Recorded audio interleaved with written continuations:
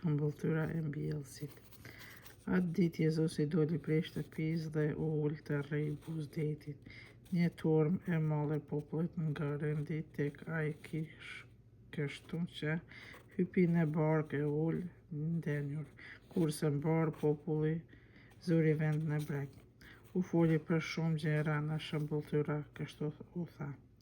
Doli mbjellësi për të mbjellë, ndërsa po mbjellte disa kokra ranë pranë ullës, erdhën shpendët lej hëngrën. Disa ranë në zallin ku kishte pak lej.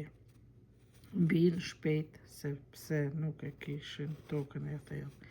Por se kur doli dielli u veshkën prej vapës dhe u thanë, pse nuk kishin rënë. Disa tjera ranë në fetra, ferrat u rritën e u zun frymen, kurse disa tjera ranë në tokë të mirë, e ato lanë fryt, njëra 100 fish, tjetra 60 fish e tjetra 30 fish. Kush ka vesh le të dëgjojë. Përse Jezusi flet në shëmbëltyra. Nxënësit ju afruan Jezusit e pyetën, pse po u flet me shëmbëltyra? Ai u përgjigj, sepse ju e morët dhuratën, ti njihni shëhsitë e mbretërisë së qiellit, ndërsa ata nuk e morën. Për të vërtetë, atij që ka do t'i jepet edhe më, dhe do të ketë me shumicë, kurse atij që s'ka do t'i merret edhe ajo pakicë që ka. Për këtë arsye atyre u flas në shëmbëltyra, sepse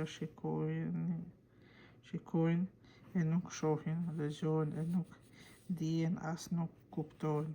Bite të plotësohet profecia e Jezais që thot, mirë do të dëgjoni, por s'do të kuptoni, mirë do të shikoni, por nuk do të shihni. Vërtet, zemrat e këtij populli s'ka më ndjenje.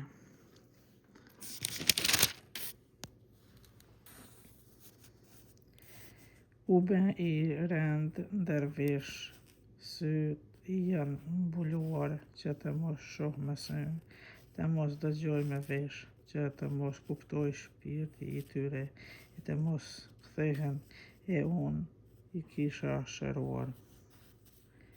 Lumë syt tuaj që shohin, e veshët tuaj që dëgjojnë, për një mend po ju them, shumë profet e të drejtë dëshiruan të shohin çka ju po shihni, po nuk e paën, të dëgjojnë çka po dëgjoni e nuk e dëgjuan. Shtjellimi i shëmbëtyrës mbi mbjellësin. Tani dëgjoni çdo të thotë shëmbëltyra e mbjellësit, secilit që e dëgjon fjalën e mbretërisë e nuk e kupton, i vjen i keqi dhe ja rrëmben atë që mbjell në zemër. Ky është ai që u mboll pranë ullës e i mbjelli në zallin. Është ai që e dëgjon fjalën dhe me gëzim e pranon, por sa për arsye se s'ka rënd në vetvete, pse është i paqëndrueshëm, po sa të vijë ndonjë ngushticë ose salvim për shkak të fjalës, për një herë e mbjerr besimin, e ai mbjelli në ferra, është ai që e dëgjon fjalën, por kujdesi i tepruar i kësaj bote dhe gënimi i pasurisë ja marrin frymën fjalës e ajo jetë pa fryt. E i mbjell në tokë të mirë është ai që e dëgjon fjalën, e kupton dhe bie fryt. Njëri 100 fish, tjetri 60 fish e tjetri 30 fish. Shëmbëltyra e grurit dhe e egjërës. U tregoi edhe një shëmbëltyrë tjetër. Mbretëria e qiellit është e ngjashme me njeriu që mbulli faren të mirë në arë e vetë. Ndërkohë që njerëzit po flinin, erdhi armiku i tij, mbulli egër ndër grur e shkoi. Kur u rrit të mbjellat lillën frutin, atëherë u duk edhe egjëra. Shërbetorët i u afruan zot shtëpisë dhe i thonë: "Zotëria, nuk mboll fare të mirë në arën tënde, nga doli pra egjëra." Ai u përgjigj: "Armiku e bëri këtë." Atëherë i thanë shërbetorët: "Ata shkojmë e ta mbledhim." "Jo," u përgjigj ai, "se nuk e mbledh egjërën, duaj se bashkë me ta nxjerrni edhe grurin. Lëni të rriten bashkë deri në të korra. Në kohë të korrjes do t'u kthem korrëtarëve, mbledhni me parë egjërën dhe lidheni duaj për ta djegur, e grurin mbledhni në tridhnikun tim." Shëmbëltyra e Sinapit dhe e Tharmit. Mandej u tregoi një shëmbëltyrë tjetër: "Mbretëria e qiellit është e ngjashme me kokrën e Sinapit, të cilit njeriu e mori dhe e mbolli në arën e vet. Ajo është padyshim më e vogla ndër të gjitha farat, por kur rritet bëhet më e madhe se të gjitha barishtet, zhvillohet në lëndë, saqë shpendët e qiellit vijnë e bëjnë çerlle në degët e tija." U tregoi edhe një shëmbëltyrë tjetër: "Mbretëria e qiellit i përngjan Tharmit, që e merr gruaja dhe e përzihen me 3 masa mije derisa të mbruhet të gjithë." Përse Jezusi flet në shëmbëltyra. Të gjithë këto Jezusi i tha popullit në shëmbëltyra, dhe asgjë nuk i thoshte pa shëmbëltyra, që ta plotësohet fjala profetit: "Do të flas në shëmbëltyra, do të zbuloj gjëra të fshehta që nga krijimi." Shtjellimi i shëmbëltyrës së egjërës. Atëherë i shpërndau turmën dhe hyri në shtëpi. Nxënësit i u afruan dhe e pyetën: "Na e shtjello shëmbëltyrën e egjërës së arës?" Ai u përgjigj: "Ai që e mbill faren e mirë është biri i njerit. Ara është burta, fara e mirë janë ata që i përkasin mbretërisë, egjëra paraqit ata që i përkasin qoftë-largut. Armiku që mbulli egjërën është djalli, korrja është mbarimi i botës, korrëtarët janë engjëjt. Si mblidhet egjëra e digjet në zjarr, kështu do të ndodhë në mbarimin e botës. Biri i njeriut do të dërgojë engjëjt e vet për t'i mbledhur në mbretërinë e tij të gjithë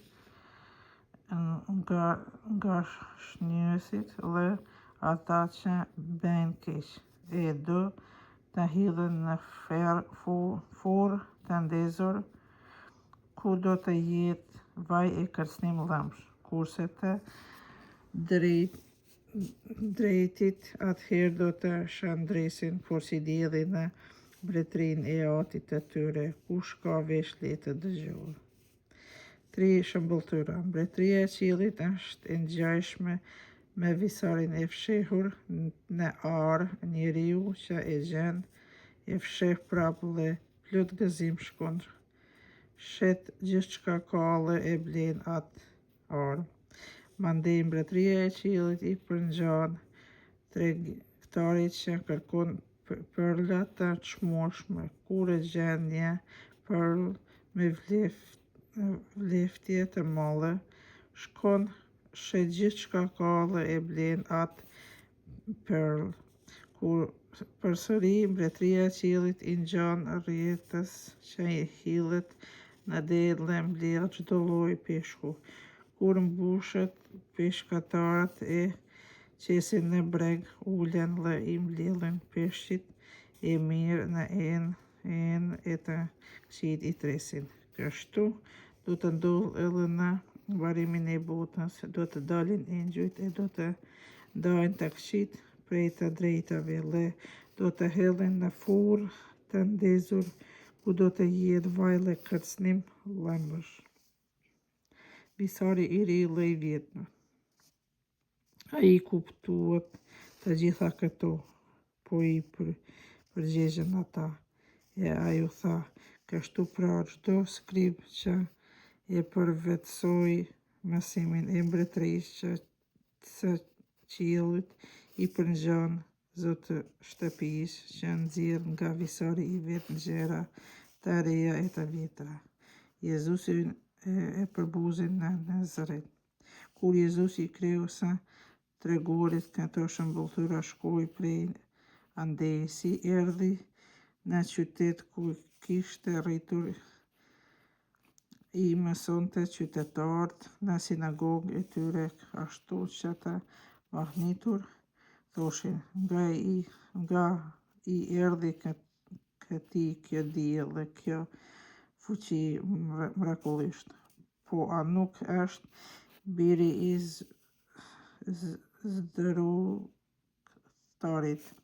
zdrugtarit? Po a nuk i quhet emra Maria e vëllezërit e Jakobit, Jozefit, Simonit e Judës? Po a nuk janë ndër ne të gjithë motrat e tij? Nga atëherë i erdhi këtij të gjithë këto. E kjo u shkaktonte mosbesim në të. Prandaj Jezusi tha, profetit nuk i jepet nderim vetëm në vendlindjen e vet e në shtëpinë e vet. Pra, shkak të mosbesimit të tyre nuk bëri aty shumë mrekulli.